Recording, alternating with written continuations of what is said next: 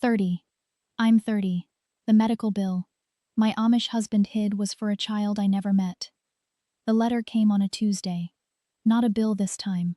Not a notice. Just a plain white envelope with a name written in careful, unfamiliar handwriting. And that name was mine. Sarah. Not Mrs. Eli Graber. Not my husband's wife. Just Sarah, the way my mother used to write it on the inside cover of my school books before we stopped having school books altogether. I was 41 when that envelope arrived. I had not spoken Eli's name aloud in nearly a decade. I had built something resembling a life in the 11 years since I left, and I had learned, slowly and imperfectly, how to sleep without listening for footsteps in the hallway. But when I turned that envelope over and saw the return address, a town 2 counties east, a town I had never visited, a town whose name Eli had once mentioned so casually that I had filed it away without meaning to, my hands understood something before my mind did. I set it on the kitchen table and made coffee first. That was something the older version of me had learned to do. Sit with the hard thing. Don't rush it. The younger Sarah, the one who married Eli Graber at 22 and believed that patience was the same thing as faith, she would have opened it immediately. She would have wanted to know. But wanting to know had cost her a great deal, and so I made the coffee, and I stood at the window, and I let myself go back. I grew up in a district in eastern Ohio, where the houses sat far apart from each other, and the silences between people were considered a form of respect. My father was a quiet man who expressed approval through the absence of criticism, and my mother ran a household so orderly that I once believed order and love were the same thing. I was the second of 5 children. I was not exceptional. I was obedient in the way that girls in our community were trained to be obedient. Not through cruelty, but through the steady, patient removal of any alternative that might have made obedience feel like a choice. I met Eli Graber when I was 19. He was 26, the eldest son of a family whose farm bordered the one my uncle worked. He was tall and deliberate in his movements, the kind of man who never seemed hurried, who listened more than he spoke, and who, in our community, was considered a mark of serious character. My mother said he had good hands. My father said he had a steady reputation. The bishop said the match was sound. I said yes, because that was what the word yes was for. We married in November of my 22nd year. The ceremony was held in his family's home, which was larger than my parents' home, and smelled of cedar, and something else I couldn't identify. Something slightly medicinal, that I noticed only once, and then forgot entirely. His mother, Ruth, presided over the kitchen with a precision that made my own mother appear relaxed. She handed me a set of household keys on the morning of the wedding, as though transferring ownership of an inventory. The first year was not unhappy. I want to say that plainly, because it matters. Eli was not a violent man. He did not shout. He did not demean me in public. He was controlled and correct, and often distant in the way that men in our district were permitted to be distant, as though emotional availability were an indulgence that a serious person simply didn't require. I understood that. I had been raised inside that understanding. What I noticed, in those early months, were small things I catalogued without meaning to. Eli handled all of our financial correspondence himself. This was not unusual. In our community, the husband managed the household accounts, and a wife who inquired too specifically into the numbers was considered to be expressing a form of distrust. So I did not inquire. When I needed money for fabric or food, I asked. He gave me what I needed. There was never a shortage, exactly, but there was always a carefulness around money that I attributed to his nature rather than to any particular circumstance. He also made trips I didn't fully account for. Once a month, sometimes more frequently in certain seasons, he would leave early on a Saturday and return before supper. He told me he was meeting with a man named Levi Schrock about feed prices. He told me this so consistently, with such practiced steadiness, that the explanation became part of the furniture of our life. I stopped hearing it as information. It simply was. His mother knew which Saturdays he was going. I noticed that only later. I am 41 years old, and I am sitting at my kitchen table with an envelope I have not opened. The coffee has gone lukewarm. Outside, the November light is flat and gray, in the way that Ohio light becomes in the weeks before the first snow. and I am thinking about a piece of paper I found in the autumn of my 29th year. A paper I was not supposed to find, in a place I was not supposed to look, containing information that rearranged every quiet thing I thought I understood about my marriage. That paper was a medical bill. Let me tell you how I found it, and why it took me so long to understand what I was reading. Eli had a wooden box. It sat on the top shelf of the wardrobe in our bedroom, pushed to the back behind a folded wool blanket, and it was not locked. I want to be precise about that. It was not locked, which meant he either trusted me not to look, or had concluded, correctly, that I had been sufficiently trained in the discipline of not looking. The box was a plain thing, cedar-sided, with a small brass clasp. I had seen it on the day we moved our belongings into the house, and I had not touched it in 7 years, because it was his, in the same unspoken way that certain drawers and certain shelves belong to a husband without any rule ever needing to be stated. I found the bill because of a broken shelf bracket. It was a Wednesday in October, and I was reorganizing the wardrobe to make room for our winter things, and the upper bracket had worked itself loose from the wall. When I lifted the wool blanket to move it, the cedar box came with it, and the clasp gave way when it hit the floor, and the papers inside fanned out across the floorboards in the particular quiet of an empty house. I gathered them without reading them at first. That was still my instinct then, to restore order without examining the contents of the disorder. But one page caught my eye, because it was printed on a different kind of paper than the others, heavier stock, official-looking, and because at the top of that page was a heading I recognized as a medical office in Lancaster County, Pennsylvania. I had never been to Lancaster County with Eli. The bill was dated 14 months prior. It was itemized. I remember that the itemization confused me at first, because the charges were for pediatric services, routine examination, developmental screening, a follow-up for what the document described as a respiratory matter in a child listed as a patient. The child's name on that bill was not a name I recognized. The guarantor, the person responsible for payment, was listed as Eli R. Graber. I read the name 3 times. Then I read the child's name 3 more times. Then I placed every paper back into the cedar box, restored the clasp as best I could, and put the box back on the shelf with the wool blanket folded precisely over it. I went downstairs. I started supper.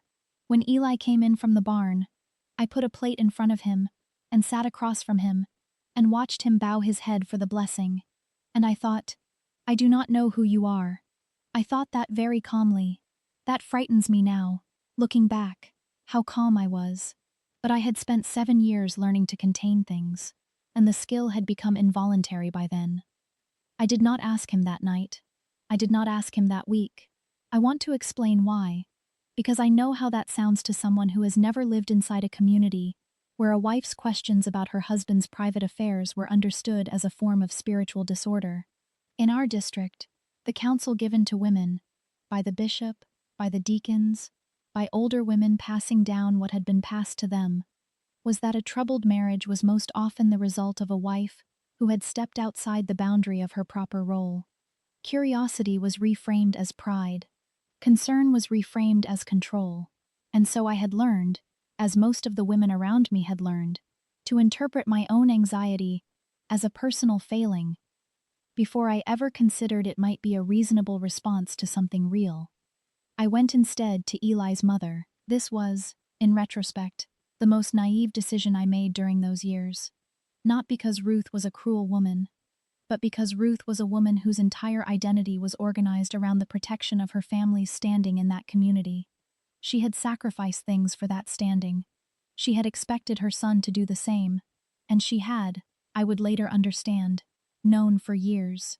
I did not show her the bill. I was not yet ready to show anyone the bill. I told her only that I had come across some paperwork that confused me, that there seemed to be a medical expense connected to Eli that I didn't understand, and I asked her if she knew whether Eli had any family obligations in Lancaster County that I might not be aware of. Ruth set down the cup she was holding. She looked at me for a long moment with an expression I had never seen on her face before. Not anger, not surprise, but something closer to exhaustion, as though she had been waiting for this conversation and had hoped, nonetheless, that it would not arrive. Some things, she said, are a husband's business, to explain in his own time. She picked up her cup again. The subject was closed. I drove home in the gray October light and understood two things simultaneously. Ruth knew, and Ruth would not tell me. Whatever this was, she had decided that her son's silence was more important than my understanding of my own life. I need to come back to the present for a moment, because there is something I want you to understand about the envelope on my table. The name on the return address was Miriam Stoltz. I did not know anyone named Miriam Stoltz, but below the name, in smaller letters, was a second name written in parentheses, the way you might write a name to clarify, to make sure the letter reached the right person. The name in parentheses was a child's name, a boy's name, and it was the same name that had appeared on that medical bill in Eli's cedar box 12 years earlier. I had not seen that name written anywhere since the day I left, and now it was sitting on my kitchen table, in careful handwriting, on a plain white envelope addressed simply to Sarah. I picked it up. I opened it. In the weeks after I found the bill, I began to pay a different kind of attention. I was 29 years old. I had been married for 7 years. We had no children. This was a grief I had been carrying quietly for most of those years. A grief that the community managed by offering me sympathy, laced with implication, as though my childlessness were a question my character had yet to answer satisfactorily. Eli never spoke about it directly. He simply, occasionally, looked at me in a way that made me feel like an incomplete sentence. I began watching the Saturdays. Eli left for his meeting with Levi Schrock about feed prices on the second Saturday of November. I waited 40 minutes, until I was certain he was not returning for something forgotten, and then I went upstairs and opened the cedar box. There were more papers than I remembered. Some were what I expected: land records, church correspondence, a deed. But beneath those, in a separate fold of brown paper, there were more medical bills. Not one, 7. All from the same pediatric practice in Lancaster County, all spanning a period of 4 years, all listing the same child as the patient, and Eli as the guarantor. The child was a boy. He had been born the year before Eli and I married. I sat on the edge of the bed for a long time. The November light came through the window in long, pale strips, and I counted back from the boy's birth year, and I counted forward from when Eli and I had become engaged, and I understood then that there had been no accident of timing. The child existed before our marriage.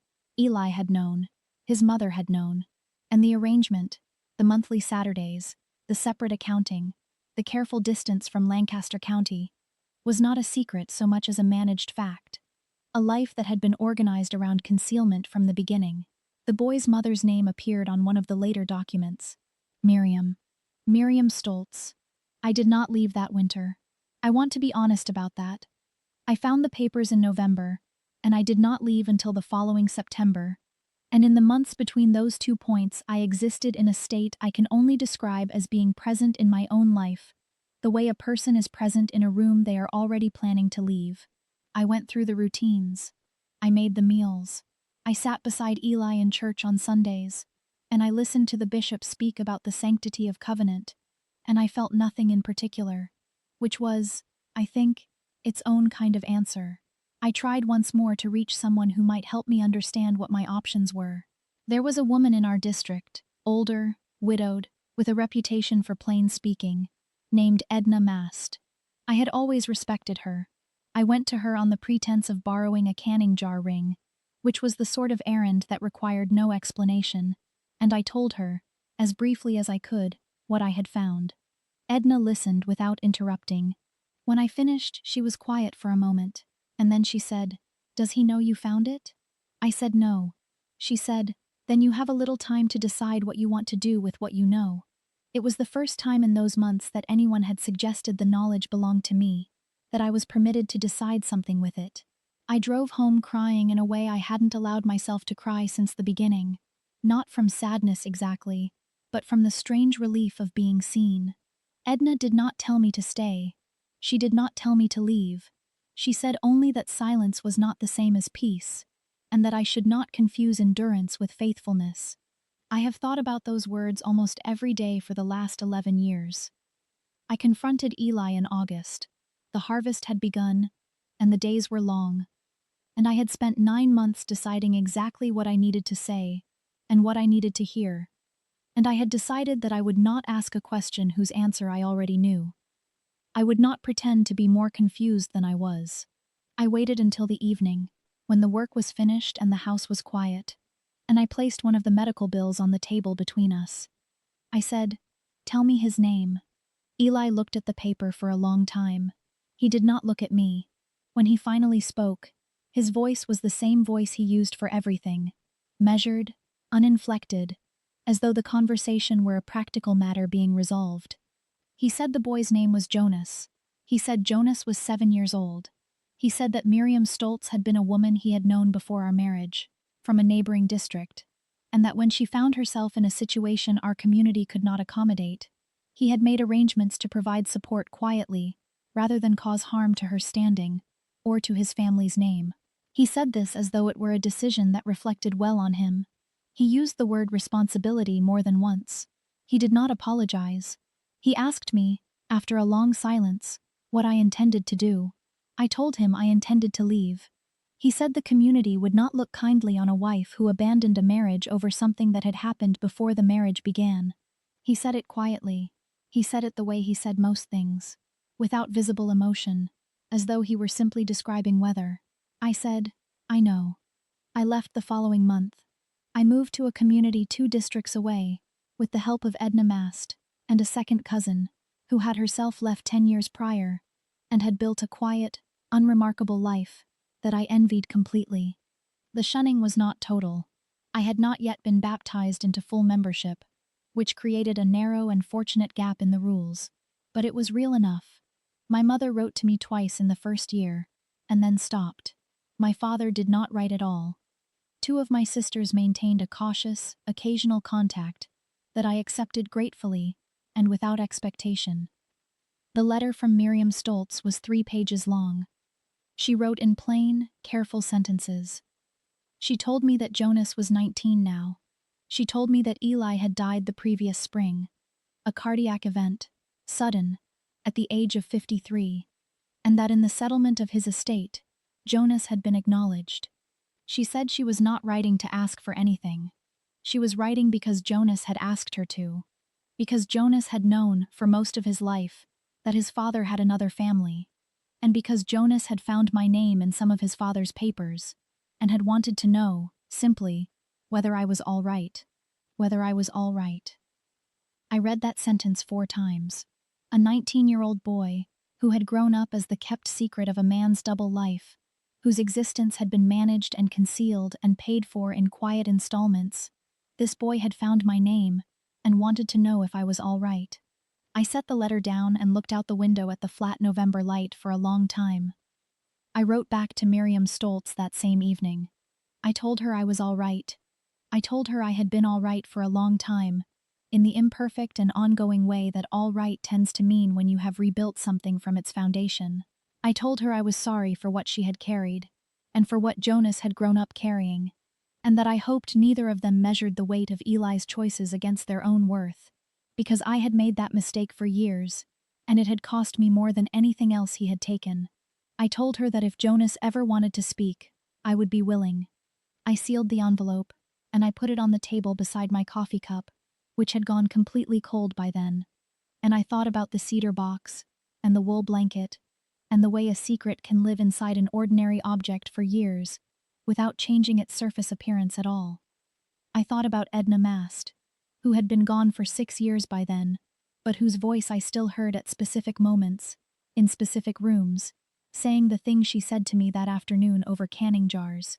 Silence is not the same as peace.